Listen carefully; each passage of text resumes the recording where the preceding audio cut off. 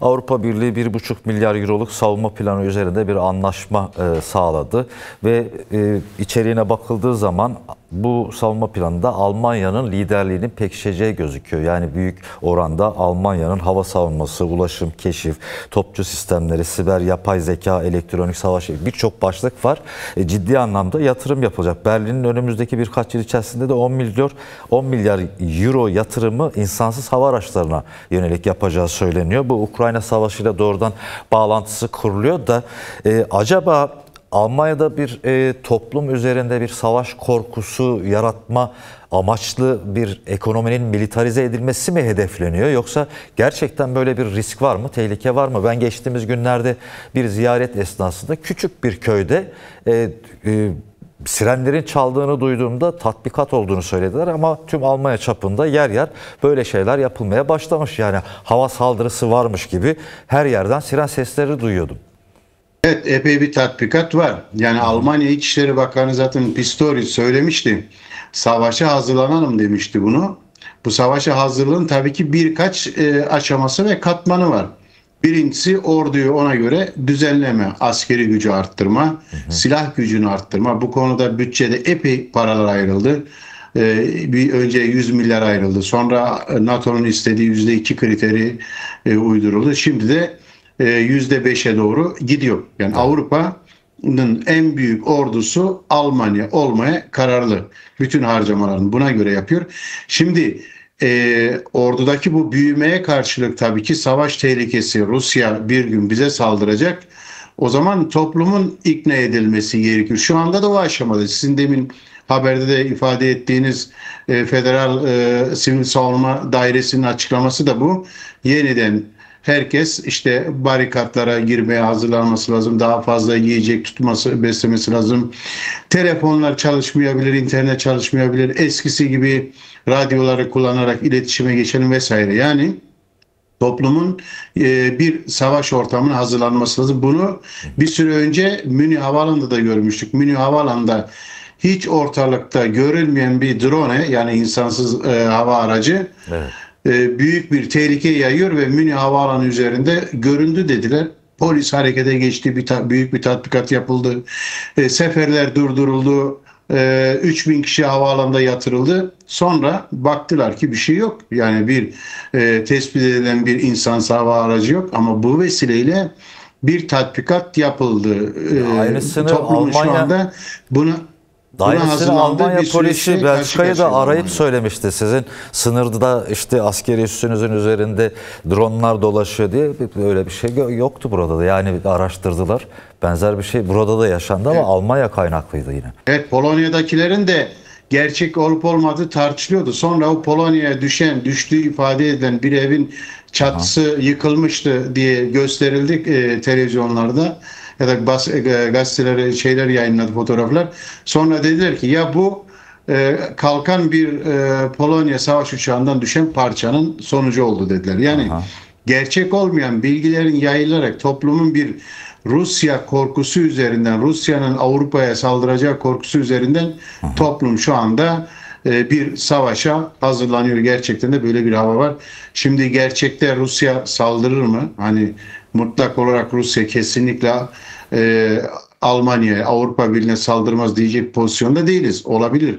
Ülkelerin çıkarları açısından ama bu bir çılgınlık olur Rusya için. Çünkü karşıda NATO'nun olduğu, Avrupa Birliği'nin olduğu devasa askeri güç var ve Rusya şu anda böyle provokasyonlar yaparak, en azından Alman basındaki yorumlarda bu, provokasyon yaparak bizi bir deniyor. Yani eğer bu deneme karşılığında biz gerekli yanıtı vermesek o zaman Rusya daha agresif bir dış siyaset izler.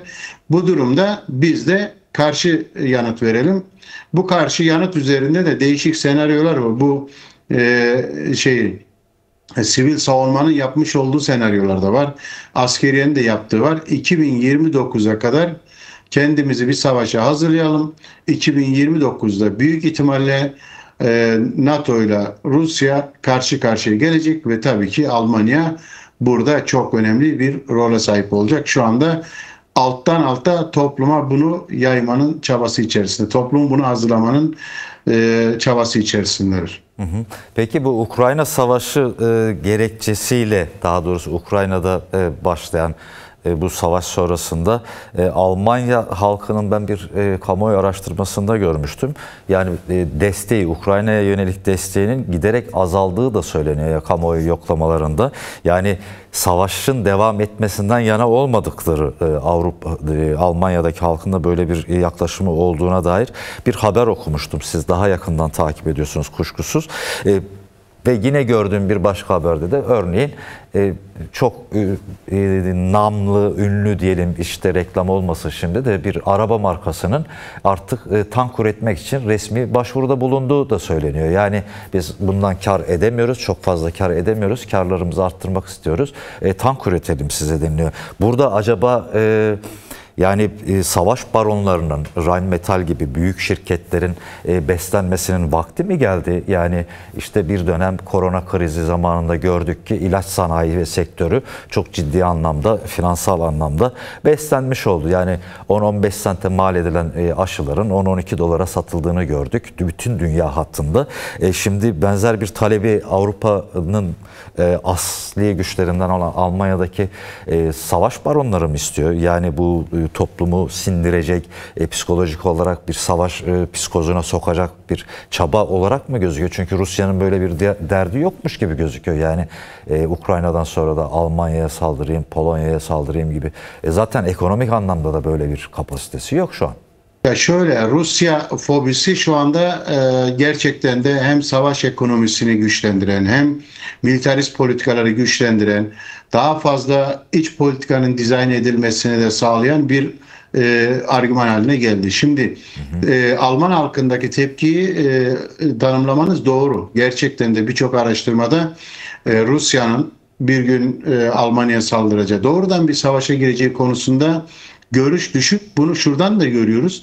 Mesela Almanya'da oy oranlarını arttıran partiler hangisi diye baktığımızda Ukrayna'ya silah gönderilmesine karşı çıkan Almanya aşırı alternatif, Almanya için Alternatif Partisi AfD, Sol Parti Bündnis Arbeiterknecht, yani savaşa mesafeli duran partiler şu anda yükseliyor. Evet. Savaş makinesine sürekli sermaye akıtan partiler de güç kaybediyor. Bu toplumda bir inandırıcılıkların olmadığını bize net bir şekilde gösteriyor. İkinci dediğini konu ise çok önemli. Gerçekten de Alman ekonomisi bir daralma içerisinde, otomobil sektörü işlemiyor çünkü rekabet gücü düştü.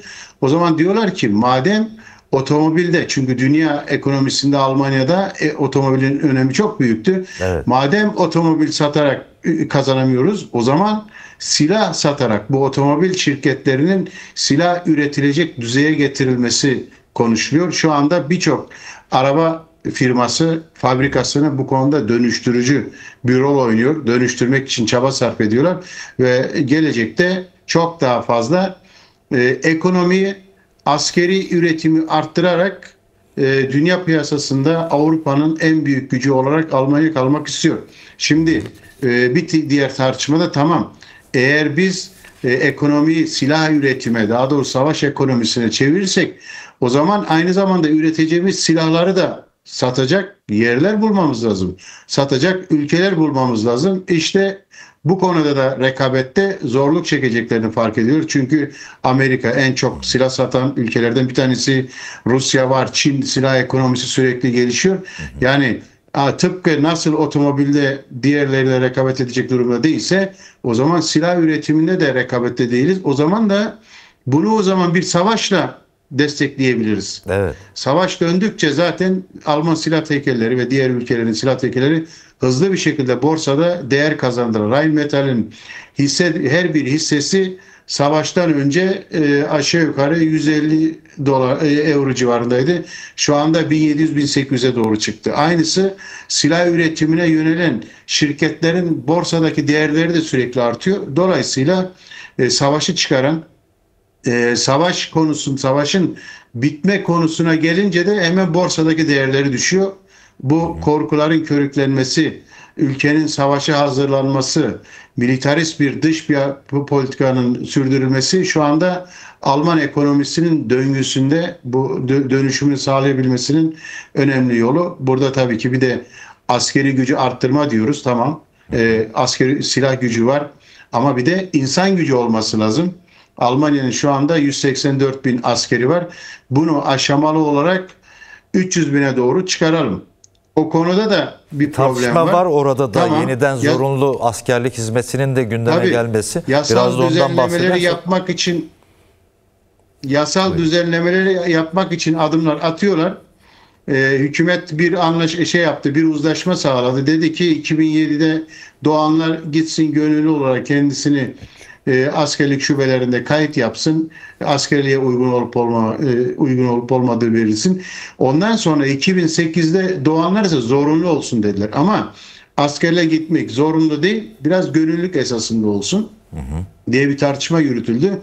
Geçen hafta mecliste özellikle Hristiyan demokratlar dedi ki peki gönüllülükte istediğimiz kriteri, şartları, istediğimiz sayıyı elde edemezsek bu boşluğu nereden dolduracağız? O zaman zorunlu yapalım diye tartıştılar. Çünkü hakikaten de gençler içerisinde böyle hemen askere gidelim, Almanya'nın çıkarları için savaşalım diyen kesim az. Fazla değil ve şu anda hükümet partileri de onu biliyor. Yani istedikleri Avrupa'nın en büyük askeri gücü olmak konusunda 300 bin rakamı bulmayacaklarını farkındalar. Dolayısıyla zorunlu askerlik çok ciddi bir şekilde gündemde baskı yapıyor Hristiyan demokratlar. Sosyal demokratlar da biraz aslında gönüllerinde bu geçiyor ama seçmenlerine ve topluma karşı da aynı çizgide görünmemek için biraz geride atıyorlar. Ama Dışişleri Savunma Bakanı Pistorius gerçekten de adeta bir savaş bakanı gibi ülkenin her tarafını, her açıdan savaşa hazırlık için çalışıyor. Bugün de Kanada'ya gitti. Alman donanma şirketinin Kanada'ya askeri donanma aracı satması için gitti. Yani siyaset doğrudan silah tekellerinin birer temsilcisi haline gelmiş görünüyor. Von der Leyen de bunun öncülüğünü yaptı Avrupa Birliği'nde zaten birçok açıklamasıyla. Onu da hatırlatmakta fayda var. Ben de bir tanıdığımın çocuğu mesela askere gitme gibi bir niyeti vardı. İşte gidip kendisi yazılma gibi bir niyeti vardı ama merak ettim, sordum. Yani asgari ücret gibi bir ücrete tabi, herhangi bir ekstrası, getirisi olmadığı düşüncesiyle zaten bu fikirden de vazgeçmişti o arkadaşımın çocuğu diyeyim. Peki savaşa karşı... Ama şöyle bir, o söylediğinize bir ek yapın. Şöyle bir propaganda var. Bu ihtiyaç duyulanı bulmadığımız takdirde o zaman göçmen gençleri, işte Türkler, Kürtler, diğer uluslardan gençler ve bunların çoğu eğitimde başarılı olamıyor. Bir iş bulamıyor ya da meslek yapamıyor. O zaman diyorlar ki Alman vatandaşı olup olmamasından bağımsız olarak federal ordu bir işverendir ve herkese iş verebilecek pozisyondadır. Hakikaten bütçe de çok devasa. Böyle bir özenti sürdürülüyor. Dediğiniz gibi eğer gençleri bu konuda doğru bir şekilde aydınlatamazsak bu savaş cephesine ilk önce gönderilecek olan göçmen gençleri olacaktır yani. Yani bir zamanlar Sam amcanın taze et diye tanımladığı askerler için öyle bir tanımlama kullanıyordu. Peki savaşa karşı tutumun genelleştirilmesi için ortak bir mücadele gerekmez mi? Bu konuya dair de yorumunuzu duymak isteriz son olarak. Almanya'da dinamik bir savaş karşıtı hareket var. Bunu söyleyebiliriz. Önemli bir dinamik. Bu kendisini zaman zaman gösteriyor. Örneğin 27 Eylül'de Berlin'de 100 bin kişi sokağa çıktı ve orada tabii ki İsrail'e karşı Gazze ile dayanışmak üzere, yani konulardan birincisi buydu.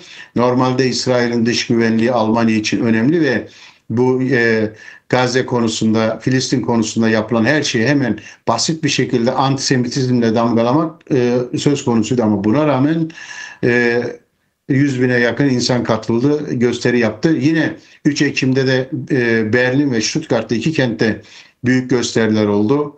35 bin insan katıldı ve bu sürekli bir hareket var. O açıdan duyarlı, ciddi bir hareketim var. Aynısı antifaşist harekette de var. Irkçılığa ve milliyetçiliğe karşı bir sürekli diri bir hareket var. Bunlar hepsi toplanabildiği takdirde Almanya'da bu savaş lobisi geri püskürtülebilir.